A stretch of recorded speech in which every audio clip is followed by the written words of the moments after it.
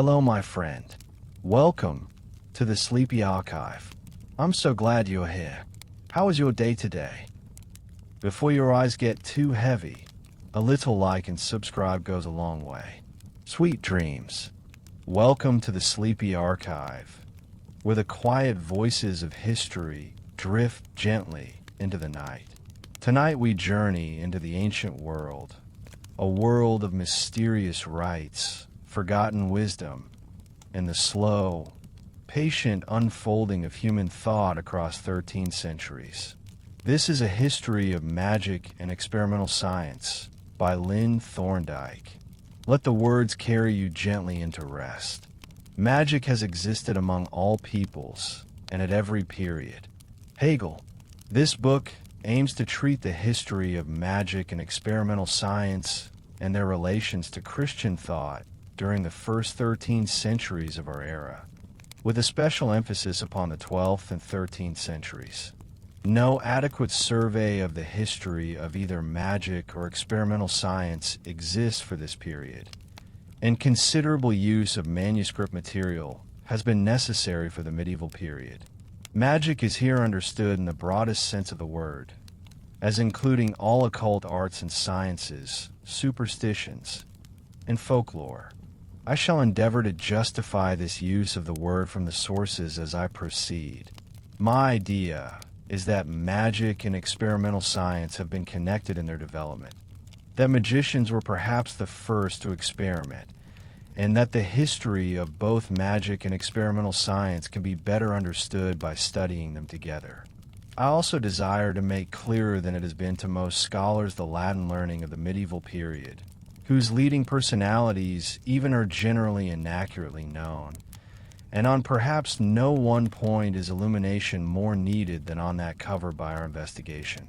The subject of laws against magic, popular practice of magic, the witchcraft delusion, and persecution lie outside of the scope of this book.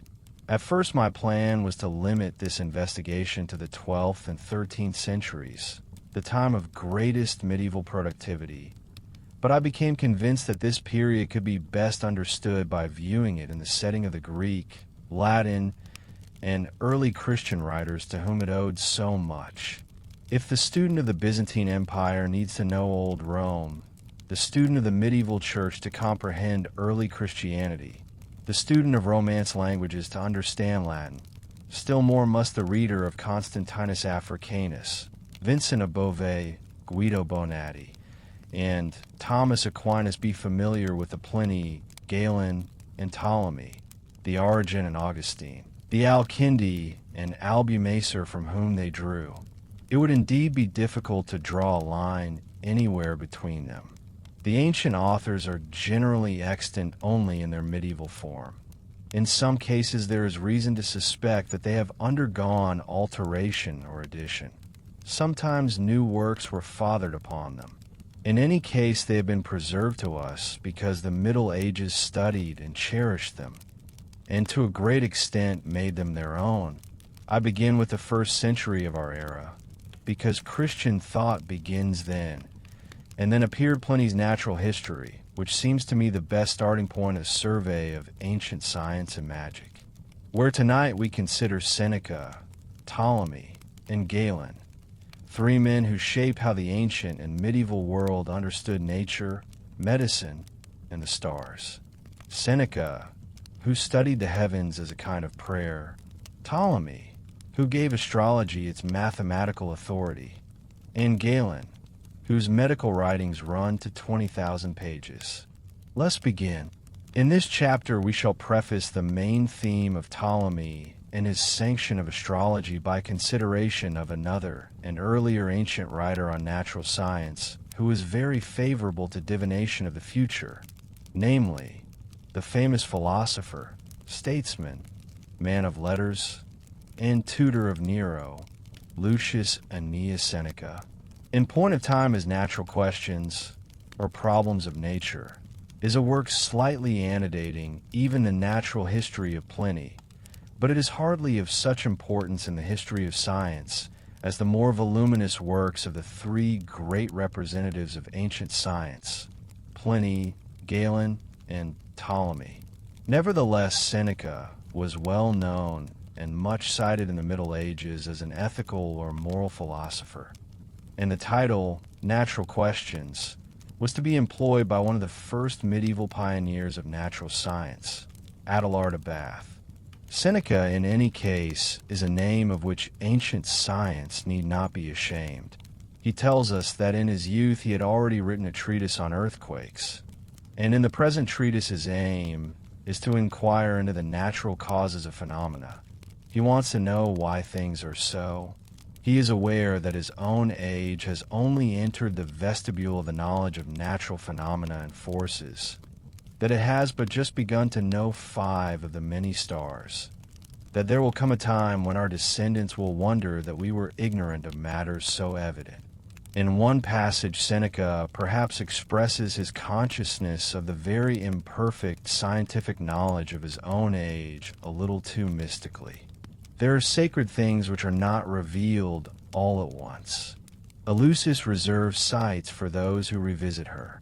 Nature does not disclose her mysteries in a moment. We think ourselves initiated. We stand but at her portal. Those secrets open not promiscuously nor to every comer. They are remote of access, enshrined in the inner sanctuary. Indeed, he shows a tendency to regard scientific research as a sort of religious exercise, or perhaps as a substitute for existing religion and a basis for moral philosophy. He relates physics to ethics. His enthusiasm in the study of natural forces appears largely due to the fact that he believes them to be of a sublime and divine character and above the petty affairs of men.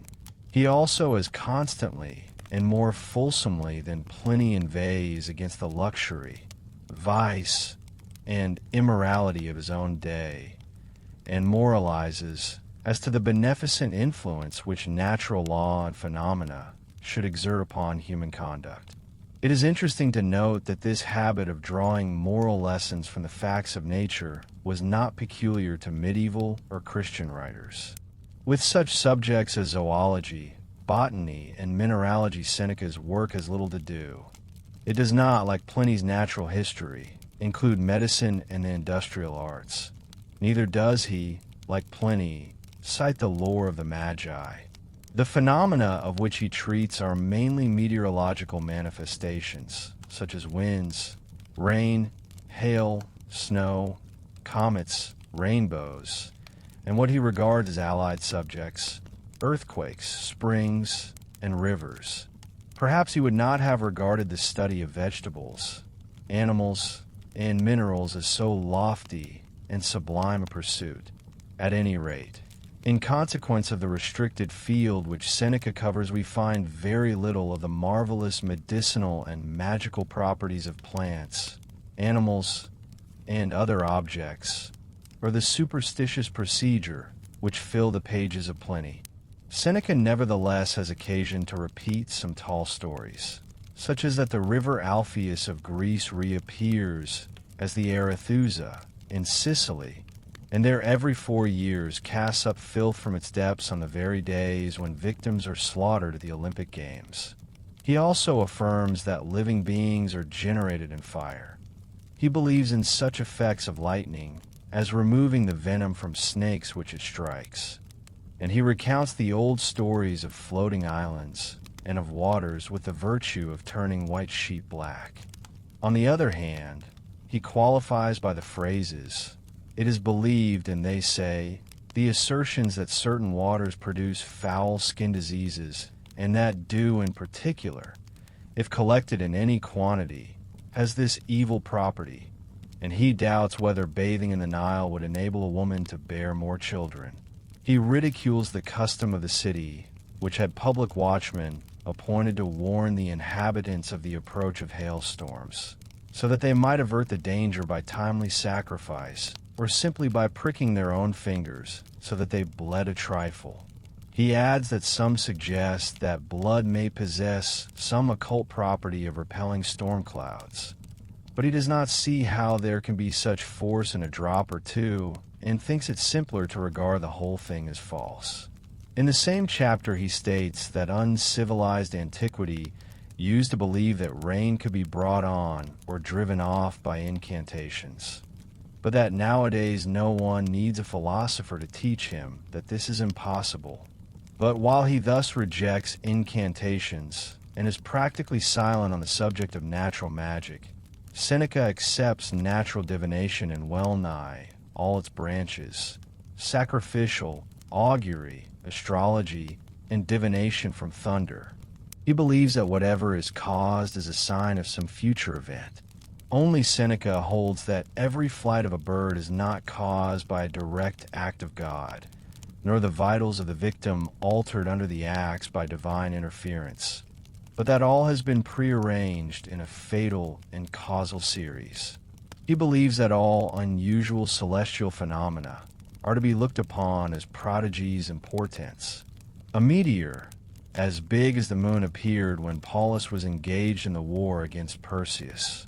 Similar portents marked the death of Augustus and execution of Sejanus, and gave warning of the death of Germanicus. But no less truly do the planets in their unvarying courses signify the future. The stars are of divine nature, and we ought to approach the discussion of them with as reverent an air as when with lowered countenance we enter the temples for worship. Not only do the stars influence the upper atmosphere, as Earth's exhalations affect the lower, but they announce what is to occur. Seneca employs the statement of Aristotle that comets signify the coming of storms and winds and foul weather to prove that they are stars, and declares that a comet is a portent of bad weather during the ensuing year in the same way that the Chaldeans or astrologers say that a man's natal star determines the whole course of his life. In fact, Seneca's chief, if not sole, objection to the Chaldeans or astrologers would seem to be that in their predictions they take only 5 stars into account. What? Think you so many thousand stars shine on in vain? What else, indeed, is it which causes those skilled in nativities to err than that they assign us to a few stars, although all those that are above us have a share in the control of our fate? Perhaps those which are nearer direct their influence upon us more closely. Perhaps those of more rapid motion look down on us and other animals for more varied aspects. But even those stars that are motionless, or because of their speed keep equal pace with the rest of the universe and seem not to move, are not without rule and dominion over us. Seneca accepts the theory of Berosus, that whenever all the stars are in conjunction in the sign of Cancer, there will be a universal conflagration, and a second deluge when they all unite in Capricorn. It is on thunderbolts as portents of the future that Seneca dwells longest. However, they give, he declares, not signs of this or that event merely, but often announce a whole series of events destined to occur, and that by manifest decrees, and ones far clearer than if they were set down in writing. He will not accept, however, the theory that lightning has such great power that its intervention nullifies any previous and contradictory portents. He insists that divination by other methods is of equal truth, though possibly of minor importance and significance. Next, he attempts to explain how the dangers of which we are warned by divination may be averted by prayer, expiation, or sacrifice, and yet the chain of events wrought by destiny not be broken. He maintains that just as we employ the services of doctors to preserve our health, despite any belief we may have in fate, so it is useful to consult a haruspex. Then he goes on to speak of various classifications of thunderbolts according to the nature of the warnings or encouragements which they bring. We pass on from Seneca to a later and greater exponent of natural science and divination, Ptolemy, in the following century. He was perhaps born at Ptolemy in Egypt, but lived at Alexandria. The exact years of his birth and death are unknown, and very little is recorded of his life or personality. The time when he flourished is sufficiently indicated, however, by the fact that his first recorded astronomical observation was in 127 and his last in 151 AD. Thus, most of his work was probably done during the reigns of Hadrian and Antoninus Pius, but he appears to have lived on into the reign of Marcus Aurelius. His strictly scientific style scorns rhetorical devices and literary felicities, and while it is clear and correct, is dry and impersonal. Ptolemy's two chief works, the Geography in 8 books, and we may briefly state one or two of Ptolemy's greatest contributions to mathematical and natural science, and his probable position in the history of experimental method. Perhaps of greater consequence in the history of science than any one specific thing he did was his continual reliance upon mathematical method both in his astronomy and his geography. In particular may be noted his important contribution to trigonometry in his table of chords, which modern scholars have found correct to 5 decimal places, and his contribution to the science of cartography by his successful projection of spherical surfaces upon flat maps. Ptolemy based his 2 great works partly upon the results already attained by earlier scientists, following Hipparchus, especially in astronomy, and Marinus in geography. He duly acknowledged his debts to these and other writers, praised Hipparchus, and recounted his discoveries, and where he corrected Marinus, did so with reason. But while Ptolemy used previous authorities, he was far from relying upon them solely. In the geography, he adds a good deal concerning the Orient and northern lands from the reports of Roman merchants and soldiers. His intention was to repeat briefly what the ancients had already made clear, and to devote his works chiefly to points which had remained obscure. His ideal was to rest his conclusions upon the surest possible observation, and where such materials were meager, as in the case of a geography, he says so at the start. He also recognized that delicate observations should be repeated at long intervals in order to minimize the possibility of error. He devised and described some scientific instruments and conducted a long series of astronomical observations. He anteceded Kant in holding that one should adopt the simplest possible hypothesis consistent with the facts to be explained. Besides some minor astronomical works, and a treatise on music, which seems to be largely a compilation, an important work on optics, is ascribed to Ptolemy. It is the most experimental in method of his writings, although Alexander von Humboldt's characterization of it as the only work in ancient literature which reveals an investigator of nature in the act of physical experimentation must be regarded as an exaggeration in view of our knowledge of the writings of other Alexandrians, such as Hero and Ctesibius. As in the case of some of Ptolemy's other minor works, the Greek original is lost, and also the Arabic text from which was presumably made the medieval Latin version, which alone has come down to us. Yet there are at least 16 manuscripts of this Latin version still in existence. The translation was made in the 12th century by Eugene of Palermo, Admiral of Sicily, whose name is attached to other translations, and who was also the author of a number of Greek poems. Heller states that the Optics was lost at the beginning of the 17th century, but that manuscripts of it were rediscovered by Laplace and D'Alembert. At any rate, the first of the 5 books is no longer extant, although Bridges thinks that Roger Bacon was acquainted with it in the 13th century. It dealt with the relations between the eye and light.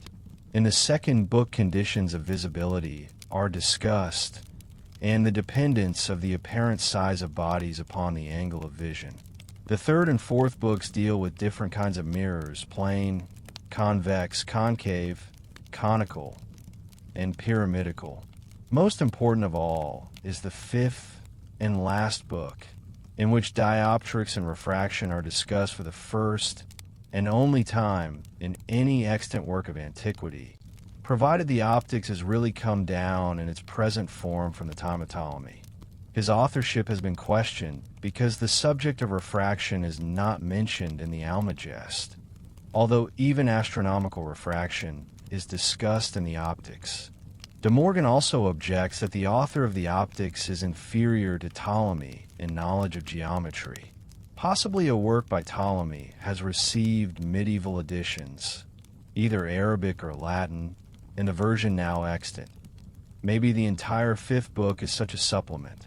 That works which were not Ptolemy's might be attributed to him in the Middle Ages is seen from the case of Hero's Catoptrica, the Latin translation of which from the Greek is entitled in the manuscripts Ptolemy de Speculis. If there is, as in other parallel cases, the possibility that the medieval period passed off recent discoveries of its own under the authoritative name of Ptolemy, there also is the certainty that it made Ptolemy's genuine works very much its own. This may be illustrated by the case of the Almagest. On the verge of the medieval period, the work was commented upon by Pappus and Theon at Alexandria in the 4th, and by Proclus in the 5th century. The Latin translation by Boethius is not extant, but the book was in great repute among the Arabs, was translated at Baghdad early in the 9th century, and revised later in the same century by Tabit ben Qurra. During the 12th century, it was translated into Latin, both from the Greek and the Arabic. The translation most familiar in the Middle Ages was that completed at Toledo in 1175 by the famous translator, Gerard of Cremona. There has recently been discovered, however, by Professors Haskins and Lockwood, a Sicilian translation made direct from the Greek text some 10 or 12 years before Gerard's translation. There are 2 manuscripts of this Sicilian translation in the Vatican and one at Florence, showing that it had at least some Italian currency. Gerard's reputation and his many other astronomical and astrological translations probably account for the greater prevalence of his version, or possibly the theological opposition to natural science of which the anonymous Sicilian translator speaks in his preface had some effect in preventing the spread of his version. Of Ptolemy's genuine works, the most germane to and significant for our investigation is his Tetrabiblos, Quadripartitum, or 4 books on the control of human life by the stars. It seems to have been translated into Latin by Plato of Tivoli in the first half of the 12th century before Almagest or Geography appeared in Latin. In the middle of the 13th century, Egidius de Tebaldes, a Lombard of the city of Parma, further translated the commentary of Halle-Hubben-Rodden upon the Quadripartitum. In the early Latin editions, the text is that of the medieval translation. In the few editions giving a Greek text, there is a different Latin version translated directly from this Greek text. In the Tetrabiblos, the art of astrology receives sanction and exposition from perhaps the ablest mathematician and closest scientific observer of the day, or at least from one who seemed so to succeeding generations. Hence, from that time on, astrology was able to take shelter from any criticism under the aegis of his authority. Not that it lacked other exponents and defenders of great name and ability. Naturally, the authenticity of the Tetrabiblos has been questioned by modern admirers of Hellenic philosophy and science who would keep the reputations of the great men of the past free from all smudge of superstition. But Franz Boll has shown that it is by Ptolemy by a close comparison of it with his other works, the astrological Centiloquium al Kapos, and other treatises on divination and astrological images ascribed to Ptolemy in medieval Latin manuscripts are probably spurious, but there is no doubt of his belief in astrology. German research, as usual, regards its favorite Posidonius as the ultimate source of much of the Tetrabiblos, but this is not a matter of much consequence for our present investigation. In the Tetrabiblos, Ptolemy first engages an argument as to the validity of the art of judicial astrology. If his remarks in this connection were not already trite contentions, they soon came to be regarded as truisms. The laws of astronomy are beyond dispute, says Ptolemy, But the art of prediction of human affairs from the courses of the stars may be assailed with more show of reason. Opponents of astrology object that the art is uncertain, and that it is useless since the events decreed by the force of the stars are inevitable. Ptolemy opens his argument in favor of the art by assuming as evident that a certain force is diffused from the heavens over all things on earth. If ignorant sailors are able to judge the future weather from the sky, a highly trained astronomer should be able to predict concerning its influence on man. The art itself should not be rejected because impostors frequently abuse it, and Ptolemy admits that it has not yet been brought to the point of perfection, and that even the skillful investigator often makes mistakes owing to the incomplete state of human science. For one thing, Ptolemy regards the doctrine of the nature of matter held in his time as hypothetical rather than certain. Another difficulty is that old configurations of the stars cannot safely be used as the basis of present-day predictions. Indeed, so manifold are the different possible positions of the stars and the different possible arrangements of terrestrial matter in relation to the stars that it is difficult to collect enough observations on which to base rules of general judgment. Moreover, such considerations as diversity of place, of custom, and of education must be taken into account in foretelling the future of different persons born under the same stars. But although for these reasons predictions frequently fail, yet the art is not to be condemned any more than one rejects the art of navigation because of frequent shipwrecks. Nor is it true that the art is useless because the decrees of the stars are inevitable. It is often an advantage to have previous knowledge even of what cannot be avoided. Even the prediction of disaster serves to break the news gently. But not all predictions are inevitable and immutable. This is true only of the motion of the sky itself and events in which it is exclusively concerned. But other events which do not arise solely from the sky's motion are easily altered by application of opposite remedies, just as we can in part remedy the hurt of wounds and diseases or counteract the heat of summer by use of cooling things. The Egyptians have always found astrology useful in the practice of medicine. Ptolemy next proceeds to set forth the natures and powers of the stars, according to the observations of the ancients, and conformably to natural science. Later, when he comes to the prediction of particulars, he still professes to follow everywhere the law of natural causation. And in a third passage he states that he will omit all those things which do not have a probable natural cause, which many nevertheless scrutinize curiously and to excess. Nor will I pile up divinations by lot castings or from numbers, which are unscientific, but I will treat of those which have an investigated certainty based on the positions of the stars and the properties of places, connecting the positions of the stars with earthly regions. It is an art that fits in well with Ptolemy's other occupations of astronomer and geographer. The Tetrabiblos has been called science's surrender, but was it not more truly divination purified and made scientific? Taking up first the properties of the 7 planets, Ptolemy associates with each one or more of the 4 elemental qualities: hot, cold, dry, and moist.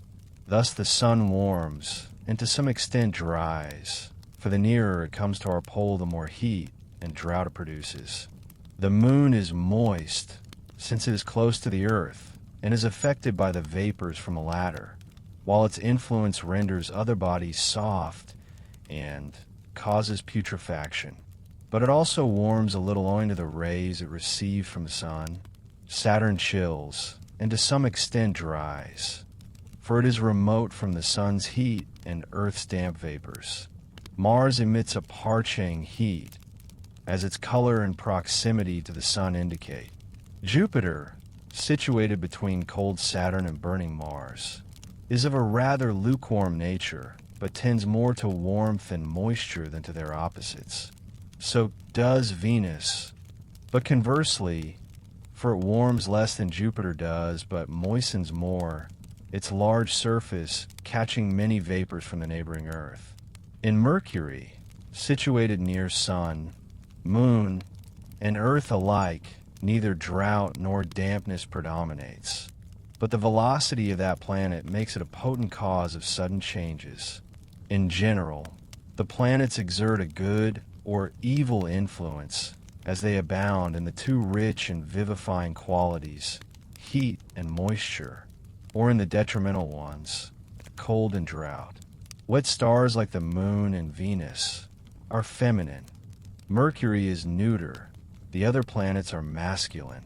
The sex of a planet may also, however, be reckoned according to its position in relation to the Sun and the horizon. And changes in the influences exerted by the planets are noted according to their position or relation to the Sun. This discussion of the properties of the planets is neither convincing nor scientific. It seems arguing in a circle to make their effects upon the Earth depend to such an extent upon themselves being affected by vapors from the Earth. Indeed, we are rather surprised that an astronomer like Ptolemy should represent vapors from the Earth as affecting the planets at all. But his discussion is at least an effort, albeit a feeble one, to express the potencies of the planets in physical terms. Ptolemy goes on to discuss the powers of the fixed stars which seem to depend upon their positions in constellations and their relations to the planets. Then he treats of the influence of the 4 seasons of the year and 4 cardinal points, each of which he relates to one of the 4 qualities hot, cold, dry, and moist, with a discussion of the signs of the zodiac and their division into houses and relation in trigones or triplicitates or groups of 3 connected with the 4 qualities, of the exaltation of the planets and the signs, and of other divisions of the signs and relations of the planets to them. The first book ends. The second book begins by distinguishing prediction of events for whole regions or countries, such as wars, pestilences, famines, earthquakes, winds, drought, and weather, from the prediction of events in the lives of individuals. Ptolemy holds that events which affect large areas or whole peoples and cities are produced by greater and more valid causes than are the acts of individual men, and also that in order to predict aright concerning the individual, it is necessary to know his region and nationality. He characterizes the inhabitants of the 3 great climatic zones, quarters the inhabited world into Europe, Libya, and 2 parts for Asia in the style of the T maps, and subdivides these into different countries whose peoples are described, including such races as the Amazons. The effects of the stars vary according to time as well as place, so that the period in which any individual lives is as important to take into account as his nationality. Ptolemy also discusses how the heavenly bodies influence the genus of events, a matter which depends largely upon the signs of the zodiac, and also how they determine their quality, good or bad, and species, which depends on the dominant stars and their conjunctions. Consequently, he gives a list of the things which belong under the rule of each planet.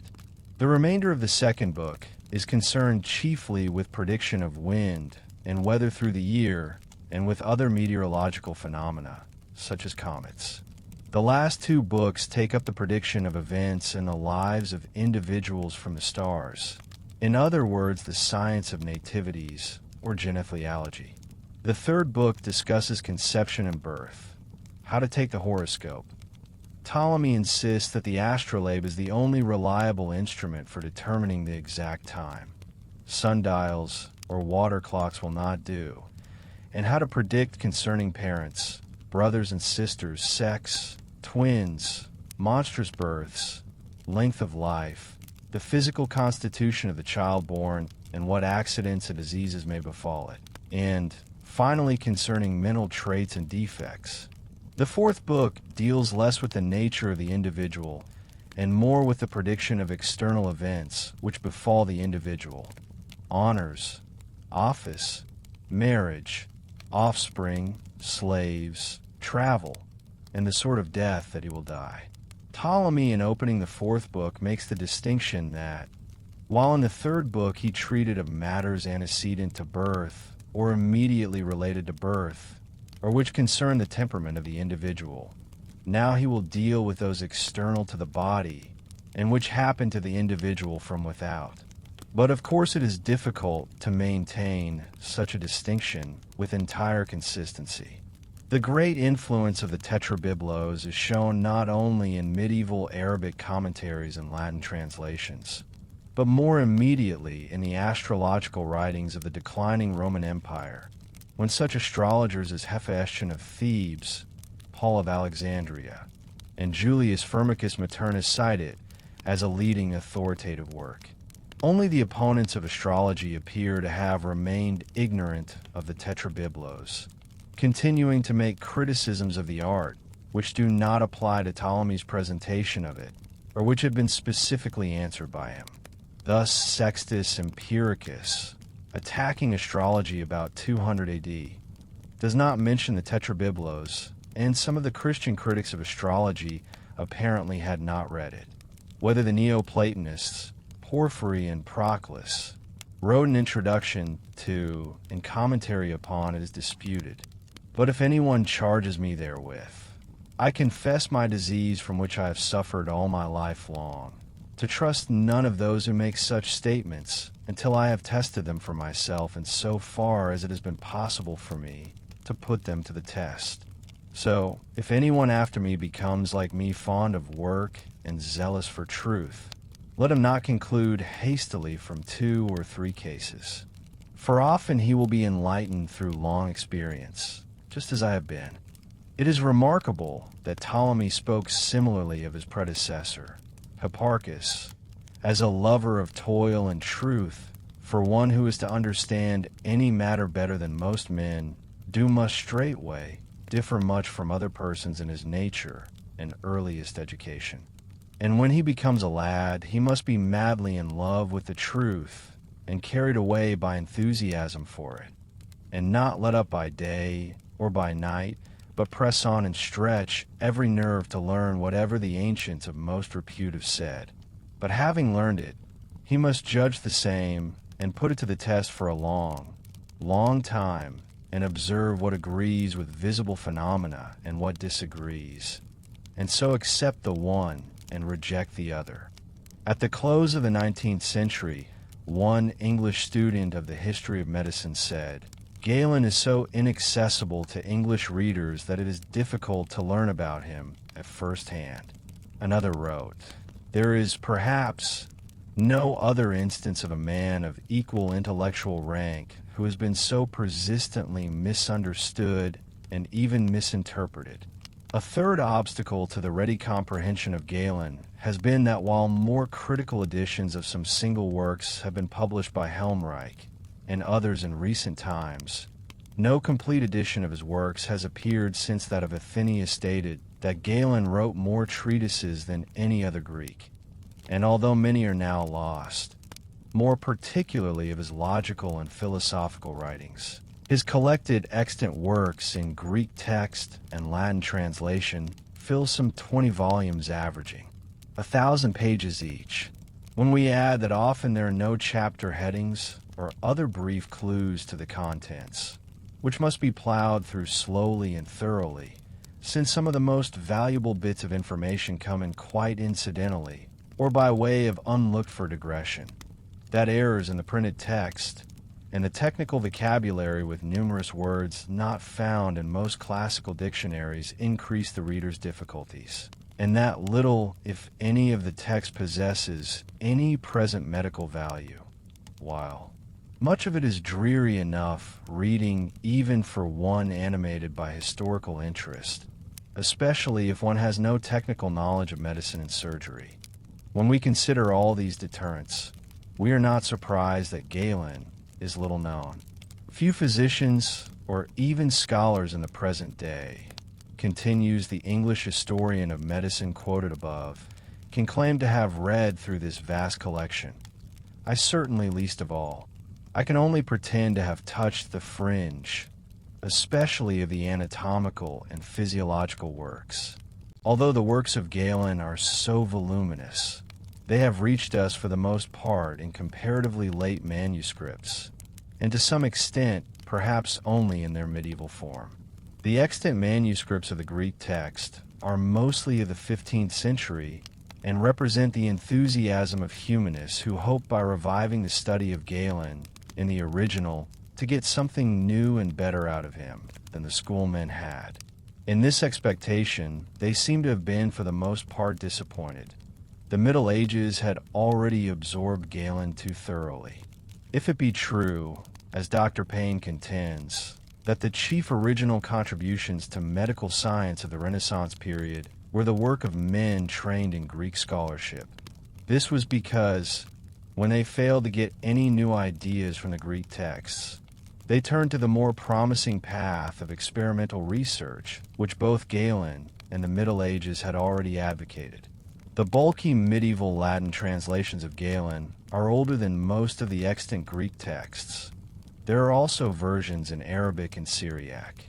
For the last 5 books of the anatomical exercises, the only extant text is an Arabic manuscript not yet published. If so, comparatively little is generally known about Galen. It is not because he had an unattractive personality, nor is it difficult to make out the main events of his life. His works supply an unusual amount of personal information, and throughout his writings, unless he is merely transcribing past prescriptions, he talks like a living man, detailing incidents of daily life and making upon the reader a vivid and unaffected impression of reality. D'Arenberg asserts that the exuberance of his imagination and his vanity frequently make us smile. It is true that his pharmacology and therapeutics often strike us as ridiculous, but he did not imagine them. They were the medicine of his age. It is true that he mentions cases which he has cured and those in which other physicians have been at fault. But official war dispatches do the same with their own victories and the enemy's defeats. Vi victis. In Galen's case, at least, posterity long confirmed his own verdict. And dull or obsolete as his medicine now is, his scholarly and intellectual ideals and love of hard work at his art are still a living force, while the reader of his pages often feels himself carried back to the Roman world of the 2nd century. Thus, the magic of literature, to quote a fine sentence by Payne, brings together thinkers widely separated in space and time. Galen, he does not seem to have been called Claudius until the time of the Renaissance, was born about 129 AD at Pergamon in Asia Minor. His father, Nikon, was an architect and mathematician, trained in arithmetic, geometry, and astronomy. Much of this education he transmitted to his son, but even more valuable, in Galen's opinion, were his precepts to follow no one sect or party, but to hear and judge them all, to despise honor and glory, and to magnify truth alone. To this teaching Galen attributes his own peaceful and painless passage through life. He has never grieved over losses of property, but managed to get along somehow. He has not minded much when some have vituperated him, thinking instead of those who praise him. In later life, Galen looked back with great affection upon his father, and spoke of his own great good fortune in having as a parent that gentlest, justest, most honest, and humane of men. On the other hand, the chief thing that he learned from his mother was to avoid her failings of sharp temper and tongue, with which she made life miserable for their household slaves, and scolded his father worse than Xanthippe ever did Socrates. In one of his works, Galen speaks of the passionate love and enthusiasm for truth which has possessed him since boyhood, so that he has not stopped either by day or by night from quest of it. He realized that to become a true scholar required both high natural qualifications and a superior type of education from the start. After his 14th year, he heard the lectures of various philosophers, Platonist and Peripatetic, Stoic and Epicurean. But when about 17, warned by a dream of his father, he turned to the study of medicine. This incident of the dream shows that neither Galen nor his father, despite their education and intellectual standards, were free from the current belief in occult influences, of which we shall find many more instances in Galen's works. Galen first studied medicine for 4 years under Satyrus in his native city of Pergamon, then under Pelops at Smyrna, later under Nemesianus at Corinth and Alexandria. This was about the time that the great mathematician and astronomer Ptolemy was completing his observations in the neighborhood of Alexandria. But Galen does not mention him, despite his own belief that a first-rate physician should also know such subjects as geometry and astronomy, music and rhetoric. Galen's interest in philosophy continued, however, and he wrote many logical and philosophical treatises, most of which are lost. His father died when he was 20, and it was after this that he went to other cities to study. Galen returned to Pergamum to practice and was, when but 29, made the doctor for the gladiators by 5 successive pontiffs. During his 30s came his first residence at Rome. The article on Galen in Polywisua states that he was driven away from Rome by the plague, and in De Libris Proprius he does say that, when the great plague broke out there, I hurriedly departed from the city for my native land. But in De Prognostication ad Epigenum his explanation is that he became disgusted with the malice of the envious physicians of the capital, and determined to return home as soon as the sedition there was over. Meanwhile he stayed on and gained great fame by his cures, but their jealousy and opposition multiplied, so that presently, when he learned that the sedition was over, he went back to Pergamum. His fame, however, had come to the imperial ears, and he was soon summoned to Aquileia to meet the emperors on their way north against the invading Germans. An outbreak of the plague there prevented their proceeding with the campaign immediately, and Galen states that the emperors fled for Rome with a few troops, leaving the rest to suffer from the plague in cold winter. On the way Lucius Verus died, and when Marcus Aurelius finally returned to the front, he allowed Galen to go back to Rome as court physician to Commodus. The prevalence of the plague at this time is illustrated by a third encounter which Galen had with it in Asia, when he claims to have saved himself and others by thorough vivisection. The war lasted much longer than had been anticipated, and meanwhile Galen was occupied chiefly in literary labors, completing a number of works. In 192, some of his writings and other treasures were lost in a fire, which destroyed the Temple of Peace on the Sacred Way. Of some of the works which thus perished, he had no other copy himself. In one of his works on compound medicines, he explains that some persons may possess the first 2 books which had already been published, but that these had perished with others in a shop on the Sacra Via when the whole Shrine of Peace and the great libraries on the Palatine Hill were consumed, and that his friends, none of whom possessed copies, had besought him to begin the work all over again. Galen was still alive and writing during the early years of the dynasty of the Severi, and probably died about 200. Although the envy of other physicians at Rome, and their accusing him of resort to magic arts and divination in his marvelous prognostications and cures were perhaps neither the sole nor the true reason for Galen's temporary withdrawal from the capital, there probably is a great deal of truth in the picture he paints of the medical profession and learned world of his day. There are too many other ancient witnesses, from the Encyclopedist Pliny and the satirist Juvenal to the 4th century lawyer and astrologer Firmicus, who substantiate his charges to permit us to explain them away as the product of personal bitterness or pessimism. We feel that these men lived in an intellectual society where faction and villainy, superstition and petty-mindedness and personal enmity were more manifest than in the quieter and, let us hope, more tolerant learned world of our time.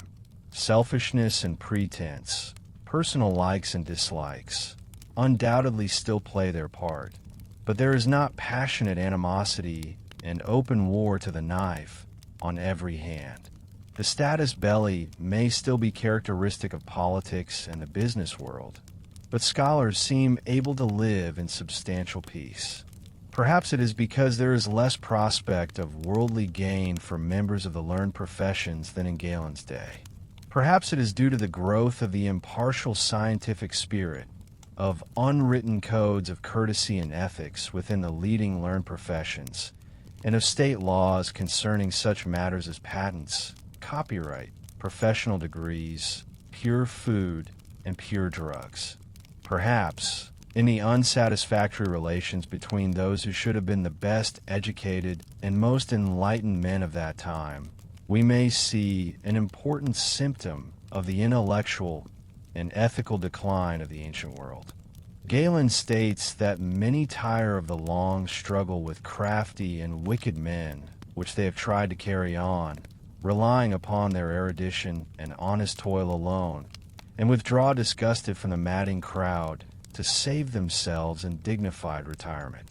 He especially marvels at the evil-mindedness of physicians of reputation at Rome.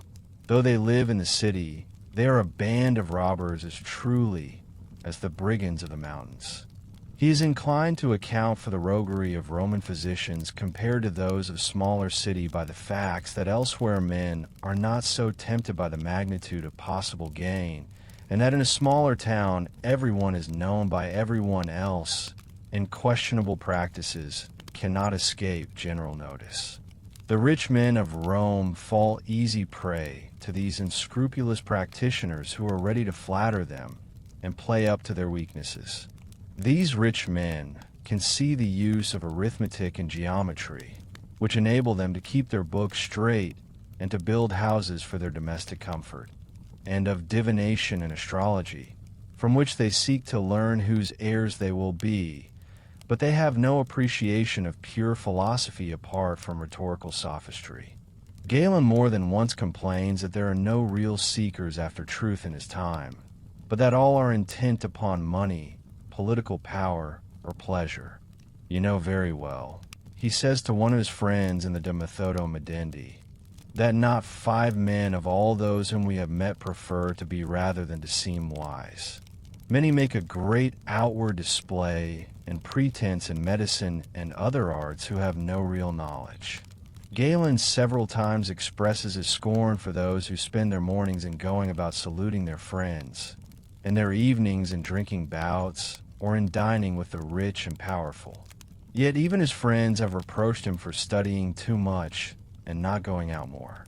But while they have wasted their hours thus, he has spent his first in learning all that the ancients have discovered that is of value, then in testing and practicing the same. Moreover, nowadays many are trying to teach others what they have never accomplished themselves. Thessalus not only toadied to the rich, but secured many pupils by offering to teach them medicine in 6 months. Hence it is that tailors and dyers and smiths are abandoning their arts to become physicians. Thessalus himself, Galen ungenerously taunts, was educated by a father who plucked wool badly in the women's apartments. Indeed, Galen himself, by the violence of his invective and the occasional passionateness of his animosity in his controversies with other individuals or schools of medicine, illustrates that state of war in the intellectual world of his age to which we have adverted. We suggested the possibility that learning compared to other occupations was more remunerative in Galen's day than in our own. But there were poor physicians and medical students then, as well as those greedy for gain or who associated with the rich.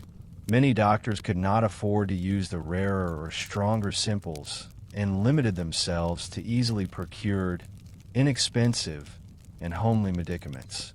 Many of his fellow students regarded as a counsel of perfection unattainable by them Galen's plan of hearing all the different medical sects and comparing their merits and testing their validity.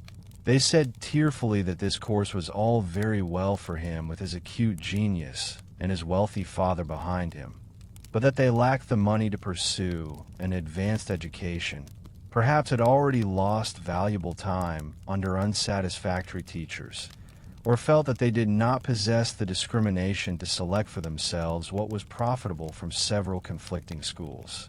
Galen was, it has already been made apparent, an intellectual aristocrat, and possessed little patience with those stupid men who never learn anything for themselves, though they see a myriad cures worked before their eyes.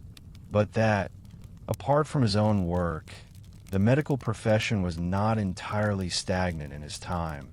He admits when he asserts that many things are known today which had not been discovered before, and when he mentions some curative methods recently invented at Rome. Galen supplies considerable information concerning the drug trade in Rome itself and throughout the empire. He often complains of adulteration and fraud. The physician must know the medicinal simples and their properties himself, and be able to detect adulterated medicines, or the merchants, perfumers, and herbarii will deceive him. Galen refuses to reveal the methods employed in adulterating apobalsam, which he had investigated personally, lest the evil practice spread further. At Rome, at least, there were dealers in unguents who corresponded roughly to our druggists. Galen says there is not an unguent dealer in Rome who is unacquainted with herbs from Crete, but he asserts that there are equally good medicinal plants growing in the very suburbs of Rome of which they are totally ignorant, and he taxes even those who prepare drugs for the emperors with the same oversight. He tells how the herbs from Crete come wrapped in cartons with the name of the herb written on the outside, and sometimes the further statement that it is campestris.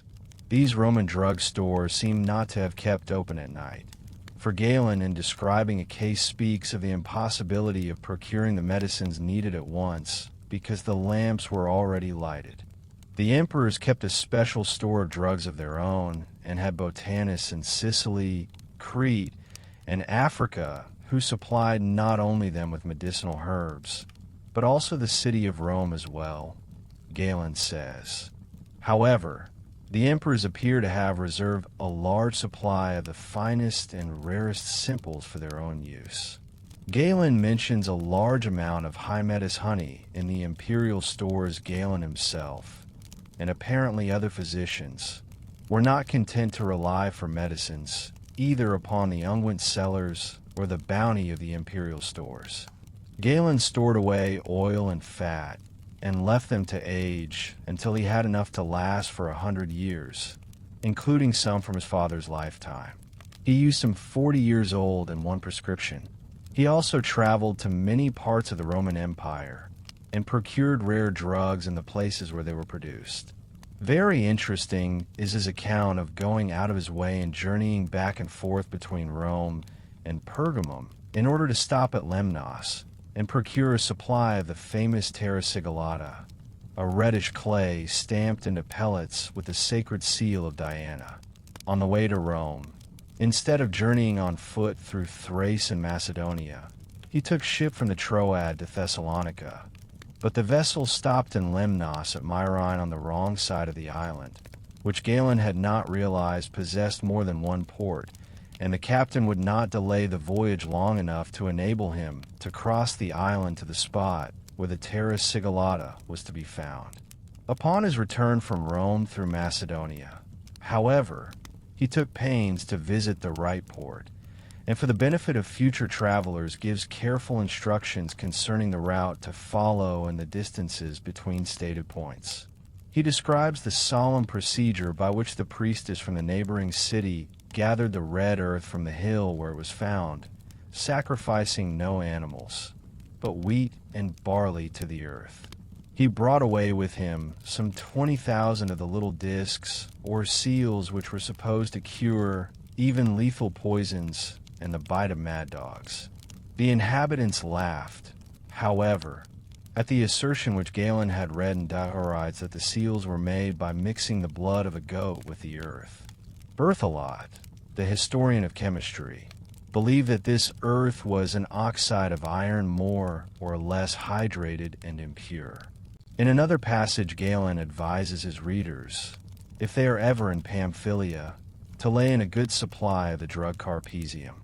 In the 9th book of his work on medicinal simples, he tells of 3 strata of Sari, calcite, and myci, which he had seen in a mine in Cyprus 30 years before, and from which he had brought away a supply, and of the surprising chemical change which the myci underwent in the course of these years. Galen speaks of receiving other drugs from Great Syria, Palestine, Egypt, Cappadocia, Pontus, Macedonia, Gaul, Spain, and Mauritania, from the Celts, and even from India. He names other places in Greece and Asia Minor than Mount Hymettus where good honey may be had, and states that much so-called Attic honey is really from the Cyclades, although it is brought to Athens and there sold or reshipped. Similarly, genuine Falernian wine is produced only in a small part of Italy, but other wines like it are prepared by those who are skilled in such knavery. As the best iris is that of Illyricum, and the best asphalt is from Judea, so the best petrocellin is that of Macedonia, and merchants export it to almost the entire world, just as they do Attic honey and Falernian wine.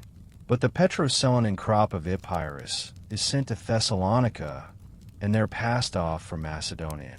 The best turpentine is that of Chios, but a good variety may be obtained from Libya or Pontus.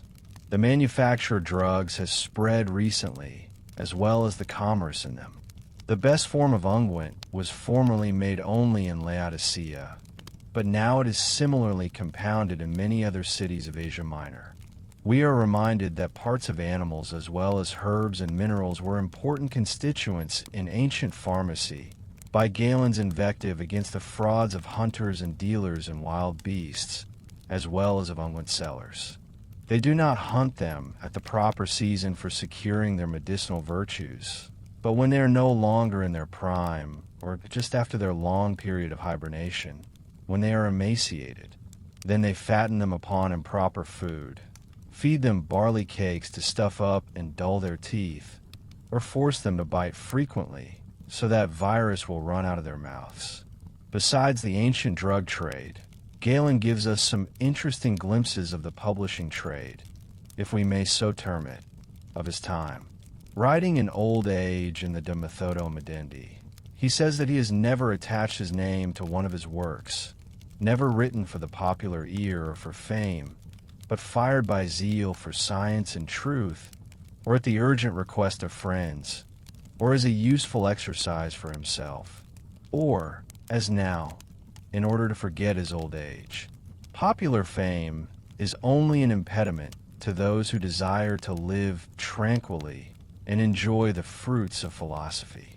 He asks Eugenianus, whom he addresses in this passage, not to praise him immoderately before men, as he has been wont to do, and not to inscribe his name in his works. His friends, nevertheless, prevailed upon him to write 2 treatises listing his works, and he also is free enough in many of his books in mentioning others which are essential to read before perusing the present volume. Perhaps he felt differently at different times on the question of fame and anonymity. He also objected to those who read his works, not to learn anything from them, but only in order to calumniate them. It was in a shop on the Sacra Via that most of the copies of some of Galen's works were stored when they, together with the great libraries upon the Palatine, were consumed in the fire of 192. But in another passage Galen states that the street of the sandal makers is where most of the bookstores in Rome are located. There he saw some men disputing whether a certain treatise was his.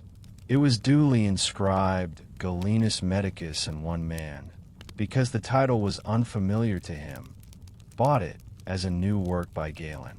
But another man who was something of a philologer asked to see the introduction, and, after reading a few lines, declared that the book was not one of Galen's works. When Galen was still young, he wrote 3 commentaries on the throat and lungs for a fellow student who wished to have something to pass off as his own work upon his return home. This friend died, however, and the books got into circulation. Galen also complains that notes of his lectures which he has not intended for publication have got abroad, that his servants have stolen and published some of his manuscripts, and that others have been altered, corrupted, and mutilated by those into whose possession they have come, or have been passed off by them in other lands as their own productions. On the other hand, some of his pupils keep his teachings to themselves and are unwilling to give others the benefit of them, so that if they should die suddenly, his doctrines would be lost. But his own ideal has always been to share his knowledge freely with those who sought it, and if possible with all mankind. It is this fact that virtually his entire work is crammed with marvelous properties and fantastic ceremonial, which makes it so difficult in some places to tell when he begins to draw material from the Magi and when he leaves off. By a detailed analysis of this remaining material, we shall now attempt to classify the substances of which Pliny makes use and the virtues which he ascribes to them, the rites and methods of procedure by which they are employed, and certain superstitious doctrines and notions which are involved. We shall thus find that almost precisely the same factors are present in his science as in the lore of the magicians. Of substances we may begin with animals, and before we note the human use of their virtues with its strong suggestion of magic, may remark another unscientific and superstitious feature which was very common both in ancient and medieval times.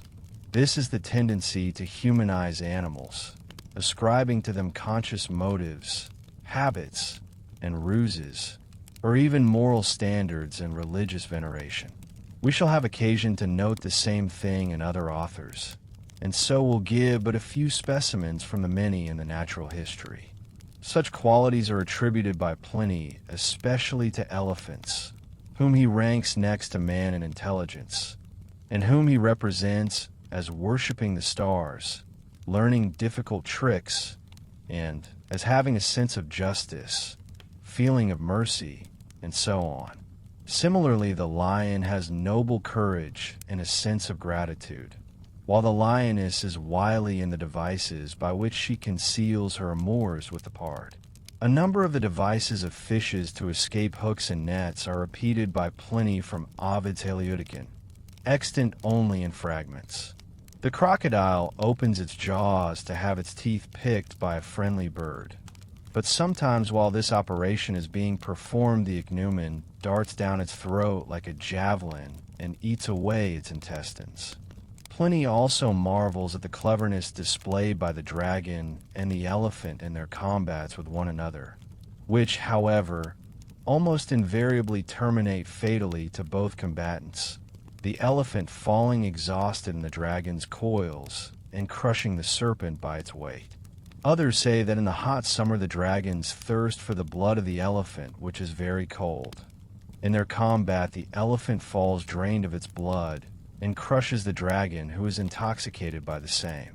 The dragon's apparent knowledge that the elephant is cold-blooded leads us to a kindred topic, the remedies used by animals, and often discovered by men only by seeing animals use them. This notion continued in the Middle Ages, as we shall see, and of course it did not originate with Pliny. As he says himself, the ancients have recorded the remedies of wild beasts, and shown how they are healed even when poisoned. Against aconite the scorpion eats white hellebore as an antidote, while the panther employs human excrement. Animals prepare themselves for combats with poisonous snakes by eating certain herbs. The weasel eats rue. The tortoise and deer use two other plants, while field mice who have been stung by snakes eat chondrian.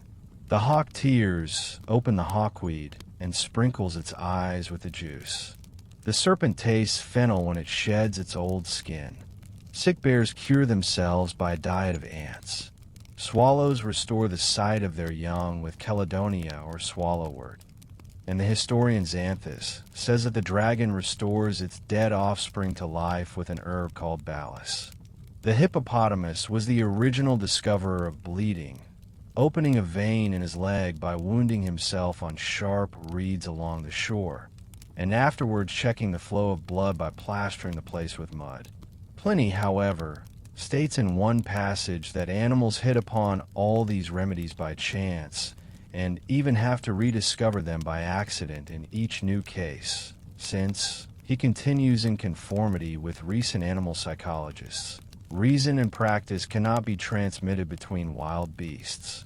Yet in another passage, Pliny deplores the spitefulness of the dog which, while men are looking, will not pluck the herb by which it cures itself of snake bite. Probably Pliny is using different authorities in the two passages.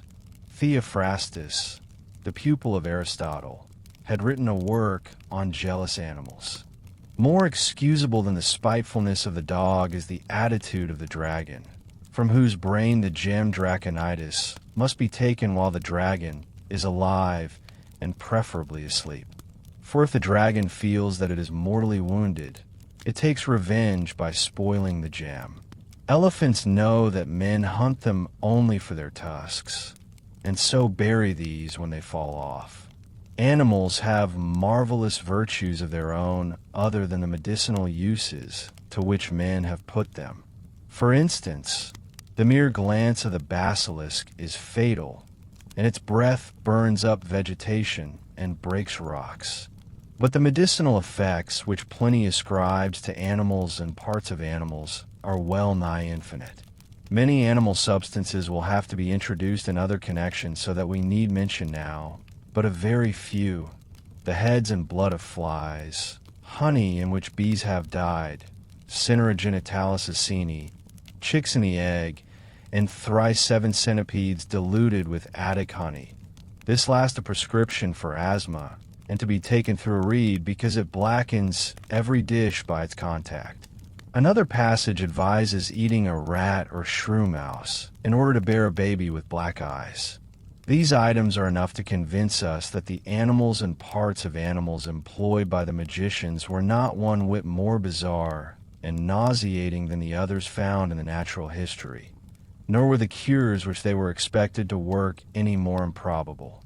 In order to illustrate, however, the delicate distinctions which were imagined to exist not only between the virtues of different parts of the same animal, but also between slightly varied uses of the same part, we may note that scales scraped from the topmost part of a tortoise's shell and administered in drink-check sexual desire, considering which it is, as Pliny remarks, the more marvelous that a powder made of the entire shell is reported to arouse lust.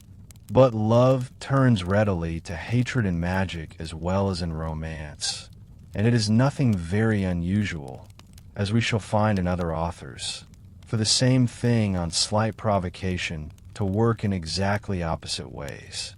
Pig grease, Pliny somewhere informs us, possesses a specially strong virtue, because that animal feeds on the roots of herbs. From the virtues of animals, therefore, let us turn to those of herbs. Pliny met on every hand assertion of their wonderful powers. The empire builders of Rome employed the sacred herbs sagmina and verbena in their embassies and legations. The Gauls, too, used the verbena in lot casting and prophetic responses. Pliny also states more skeptically that there is another root which diviners take in drink in order to feign inspiration. The Scythians know of a plant which prevents hunger and thirst if held in the mouth, and of another which has the same effect upon their horses, so that they can go for 12 days without meat or drink, an exaggerated estimate of the hardihood of the mounted Asiatic nomads and their steeds. Musaeus and Hesiod say that one anointed with Polion will attain fame and dignities. Pliny perhaps did not intend to subscribe fully to such statements, although he cannot be said to call many of them into question. He did complain that some writers had asserted incredible powers of herbs, such as to restore dragons or men to life or withdraw wedges from trees.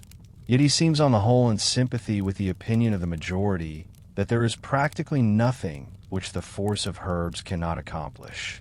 Herophilus, illustrious in medicine, had said that certain herbs were beneficial if merely trod upon, and Pliny himself says the same of more than one plant. He tells us further that binding the wild fig tree about their necks makes the fiercest bulls stand immobile, that another plant subjects fractious beasts of burden to the yoke, while cows who eat buprestis burst asunder. Another Urcantacto genitally kills any female animal. Betony is considered an amulet for houses, and fishermen in Pliny's neighborhood mix a plant with chalk and scatter on the waves. The fish dart towards it with marvelous desire, and straightway float lifeless on the surface. Dogs will not bark at persons carrying peristerios. The impious plant prevents any human being who tastes it from having quinsy, while swine are sure to have that disease if they do not eat it. Some place it in birds' nests to prevent the voracious nestlings from strangling. Bitter almonds provide another amusing combination of effects. Eating 5 of them permits one to drink without experiencing intoxication. But if foxes eat them, they will die unless they find water nearby to drink. There are some herbs which have a medicinal effect, if one merely looks at them. In 2 cases, the masculine or feminine variety of a herb is used to secure the birth of a child of the desired sex. That the plucking of herbs and digging up of roots was a process very apt to be attended by magical procedure, we find abundant evidence in the natural history. Often plants should be plucked before sunrise. Twice Pliny tells us that the peony should be uprooted by night, lest the woodpecker of Mars try to pick the digger's eyes out. The state of the moon is another point to be observed, and once an herb is to be gathered before thunder is heard. A common instruction is to pick the plant with the left hand, and once with the thumb and fourth finger of the left hand. Once the right hand should be stretched covertly after the fashion of a pickpocket through the left sleeve in order to pluck the plant. Sometimes one faces east in plucking herbs, sometimes west. Again, one is careful not to face the wind. Sometimes the gatherer must not glance behind him. Sometimes he must fast before he takes the plant from the ground. Again, he must observe a state of chastity. Sometimes he should be barefoot and clothed in white. Again, he should remove every stitch of clothing and even his rings. Sometimes the use of iron implements is forbidden. Again, gold or some other material is prescribed. Once the herb is to be dug with a nail. Sometimes circles are traced about the plant with the point of a sword. Often the plant must not touch the ground again after it is picked, presumably from a fear that its virtue would run off like an electric current. Pliny alludes at least 3 times to the practice of herbalists of retaining portions of the herbs they sell, and then, if they are not paid in full, replanting the herb in the same spot with the idea that thereby the disease will return to plague the delinquent patient. Frequently one is directed to state why one plucks the herb or for whom it is intended. In one case the digger says, "This is the herb argemon, which Minerva discovered was a remedy for swine who taste it." In another case, one should salute the plant and extract its juice before saying a word. Thus its virtue will be much greater. In other cases, as an offering to appease the earth, the soil about the plant is soaked with hydromel 3 months before plucking it, or the hole left by pulling it up is filled with different kinds of grain. Sometimes one sacrifices beforehand with bread and wine or praise to the gods for permission to gather the herb. The customs of the Druids in gathering herbs are mentioned more than once. In gathering the sacred mistletoe on the 6th day of the moon, they hold sacrifices and a banquet beneath the tree. 2 white bulls are the victims. A priest clad in white cuts the mistletoe with a golden sickle and receives it in a white cloak. To Pliny's discussion of herbs we may append some specimens of the employment of magic procedure in agriculture and of the superstitions of the peasantry, in which his pages abound. To guard against diseases of grain, the seeds before planting should be steeped in wine, the juice of a certain herb, the gall of a cow, or human urine, or should be touched with the shoulders of a mole. The animal whose use by the Magi we heard Pliny ridicule. One should sow at the moon's conjunction. Before the field is hoed, a frog should be carried around it, and then buried in the center in an earthen vessel. But it should be disinterred before harvest, lest the millet be bitter. Birds may be kept away from the grain by planting in the four corners of the field an herb whose name is unfortunately unknown to Pliny. Mice are kept out by the ashes of a weasel, mildew by laurel branches, caterpillars by placing the skull of a female beast of burden upon a stick in the garden. To ward off fogs and storms from orchards and vineyards, a frog may be buried, as directed above, or live crabs may be burned in the trees, or a painted grape may be consecrated. Suspending a frog in the granary preserves the corn stored there. To keep wolves away, catch one, break its legs, attach it to the plowshare, and thus scatter its blood about the boundaries of the field. Then bury the carcass at the starting point, or consecrate at the altar of the law the plowshare with which the first furrow was traced. Foxes will not touch poultry who have eaten the dried liver of a fox, or who wear a bit of its skin about their necks. Fern will not spring up again if it is mowed with the edge of a reed, or uprooted by a plowshare upon which a reed has been placed. Of the use of incantations in agriculture we shall treat later. Pliny appears to have much less faith in the possession of marvelous virtues by gems than by herbs and parts of animals. He not only characterizes the powers attributed to gems by the Magi and Democritus and Pythagoras as terrible lies and unspeakable nonsense, but refrains from mentioning many such himself, or inserts a cautious, if we believe it, or if they tell the truth. Of the gems supposed to be produced from the urine of the lynx, he says, "I think that this is quite false, and no gem of that name has been seen in our time. What is stated concerning its medicinal virtue is also false. To other stones, however, he ascribes various medicinal virtues, either when taken pulverized in drink or when worn as amulets. A few other occult properties are stated without reservation, as that amiantus resists all sorceries, that adamant expels idle fears from the mind, that sideritis produces discord and litigation, and that umeaces, placed beneath one's pillow at night, causes oracular visions. Magnets are said to differ in sex, and the belief of Theophrastus and Mucianus is repeated that certain stones bear offspring. Of the metals, iron sometimes figures in Pliny's magical procedure, as when he either prescribes or taboos the use of it in cutting herbs or killing animals.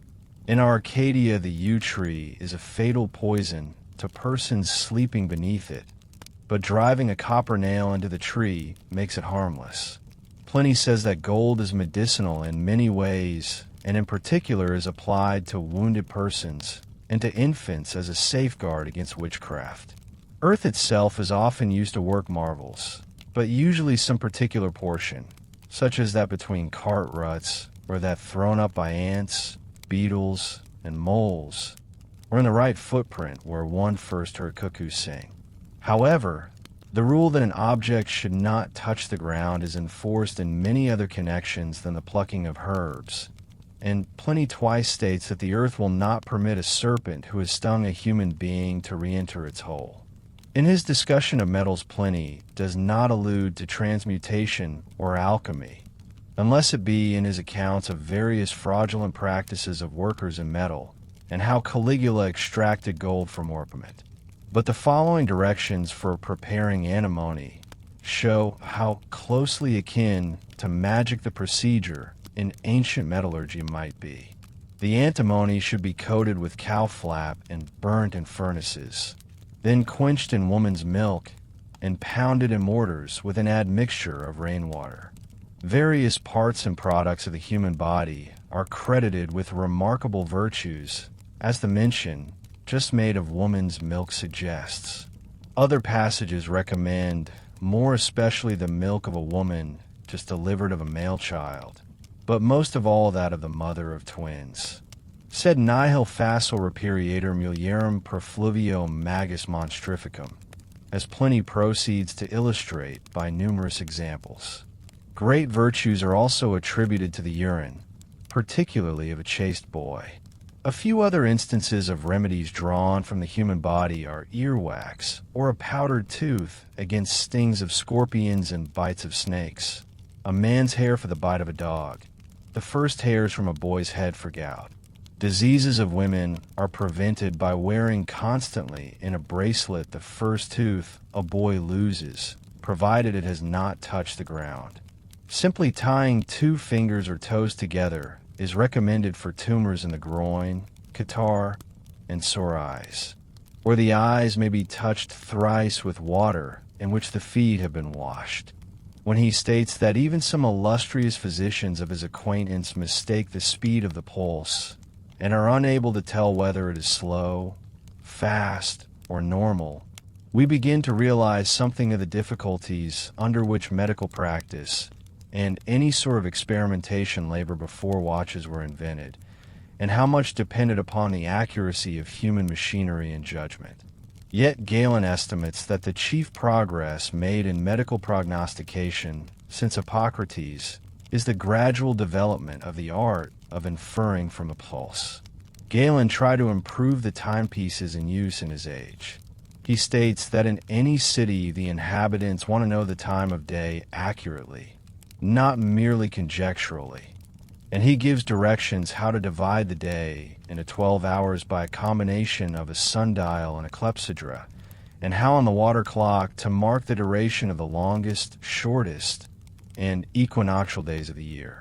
Delicate and difficult as was the task of measuring the pulse in Galen's time, he was clever enough to anticipate by 17 centuries some of the tests which modern psychologists have urged should be applied in criminal trials. He detected the fact that a female patient was not ill, but in love by the quickening of her pulse, when someone came in from the theater and announced that he had just seen Pylades dance. When she came again the next day, Galen had purposely arranged that someone should enter and say that he had seen Morpheus dancing. This, and a similar test on the third day, produced no perceptible quickening in the woman's pulse. But it bounded again when on the fourth day, Pylades' name was again spoken. After recounting another analogous incident where he had been able to read the patient's mind, Galen asks why former physicians have never availed themselves of these methods. He thinks that they must have had no conception of how the bodily health in general and the pulse in particular could be affected by the psyche's suffering. We might then call Galen the first experimental psychologist, as well as the first to elaborate the physiology of the nervous system. It would scarcely be fair to discuss Galen's science at all without saying something of his remarkable work in anatomy and physiology. D'Arenberg went so far as to hold that all there is good or bad in his writings comes from good or bad physiology, and regarded his discussion of the bones and muscles as especially good. He is generally considered the greatest anatomist of antiquity, but it is barely possible that he may have owed more to predecessors and contemporaries, and less to personal research than is apparent from his own writings, which are the most complete anatomical treatises that have reached us from antiquity. Herophilus, for example, who was born at Chalcedon in the closing 4th century BC and flourished at Alexandria under the first Ptolemy, discovered the nerves and distinguished them from the sinews, and thought the brain the center of the nervous system, so that it is perhaps questionable whether pain is justified in calling Galen the founder of the physiology of the nervous system, and in declaring that, in physiological diagnosis, he stands alone among the ancients. However, if Galen owed something to Herophilus, we owe much of our knowledge of the earlier physiologists to Galen. Aristotle had held that the heart was the seat of the sensitive soul and the source of nervous action, while the brain was of secondary importance, being the coldest part of the body, devoid of blood, and having for its chief or only function to cool the heart. Galen attacked this theory by showing experimentally that all the nerves originated in the brain, either directly or by means of the spinal cord, which he thought to be a conducting organ merely, not a center. 1,000 times, he says, I have demonstrated by dissection that the cords in the heart, called nerves by Aristotle, are not nerves and have no connection with nerves. He found that sensation and movement were stopped, and even the voice and breathing were affected by injuries to the brain, and that an injury to one side of the brain affected the opposite side of the body. His public demonstration by dissection, performed in the presence of various philosophers and medical men, of the connection between the brain and voice and respiration, and the commentaries which he immediately afterwards dictated on this point were so convincing, he tells us 15 years later, that no one has ventured openly to dispute them. His experimental investigation of the spinal cord by sections at different levels and by half sections was still more remarkable. Galen opposed these experimental proofs to such unscientific arguments on the part of the Stoic philosopher, Chrysippus, and others, as that the heart must be the chief organ because it is in the center of the body, or because one lays one's hand on one's heart to indicate oneself, or because the lips are moved in a certain way in saying, did Galen ever dissect human bodies? It has usually been stated that Galen never dissected the human body, and that his inferences by analogy from his dissection of animals involved him in serious error concerning human anatomy and physiology. Certainly he speaks as if opportunities to secure human cadavers or even skeletons were rare. He mentions, however, the possibility of obtaining the bodies of criminals condemned to death or cast to beasts in the arena, or the corpses of robbers which lie unburied in the mountains, or the bodies of infants exposed by their parents. It is not sufficient, he states in another passage, to read books about human bones. One should have them before one's eyes. Alexandria is the best place for the student to go to see actual exhibitions of this sort made by the teachers. But even if one cannot go there, one may be able to procure human bones for oneself, as Galen did from a skeleton which had been washed out of a grave by a flooded stream and from the corpse of a robber slain in the mountains. If one cannot get to see a human skeleton by these means, or some other, he should dissect monkeys and apes. Indeed, Galen advises the student to dissect apes in any case, in order to prepare himself for intelligent dissection of the human body, should he ever have the opportunity. From lack of such previous experience, the doctors with the army of Marcus Aurelius, who dissected the body of a dead German, learned nothing except the position of the entrails. Galen, at any rate, dissected a great many animals. Tiny animals and insects he let alone, for the microscope was not yet discovered, but besides apes and quadrupeds he cut up many reptiles, mice, weasels, birds, and fish. He also gives an amusing account of the medical men at Rome gathering to observe the dissection of an elephant in order to discover whether the heart had 1 or 2 vertices and 2 or 3 ventricles.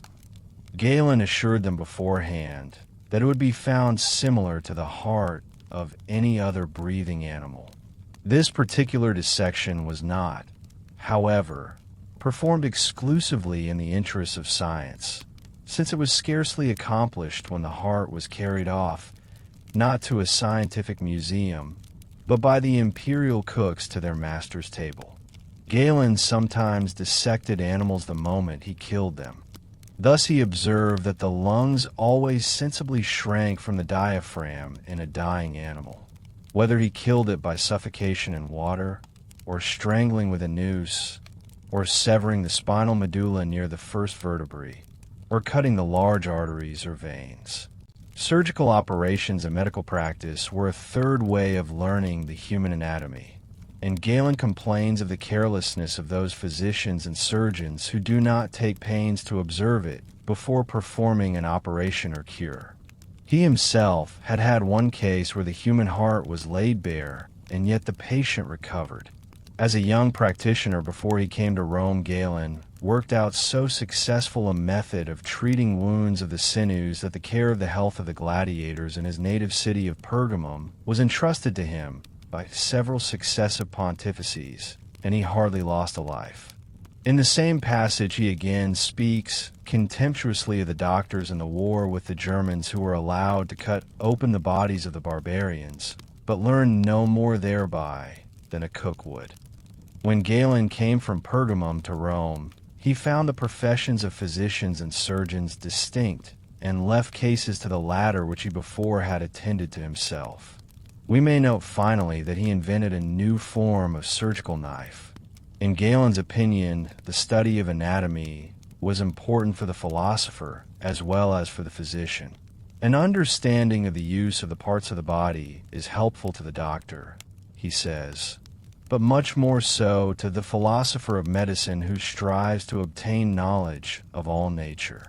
In the De Usu Partium, he came to the conclusion that in the structure of any animal we have the mark of a wise workman or demiurge, and of a celestial mind, and that the investigation of the use of the parts of the body lays the foundation of a truly scientific theology, which is much greater and more precious than all medicine, and which reveals the divinity more clearly than even the Eleusinian mysteries or Samothracian orgies.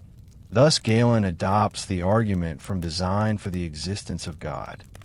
The modern doctrine of evolution is of course subversive of his premise that the parts of the body are so well constructed for and marvelously adapted to their functions that nothing better is possible, and consequently of his conclusion that this necessitates a divine maker and planner.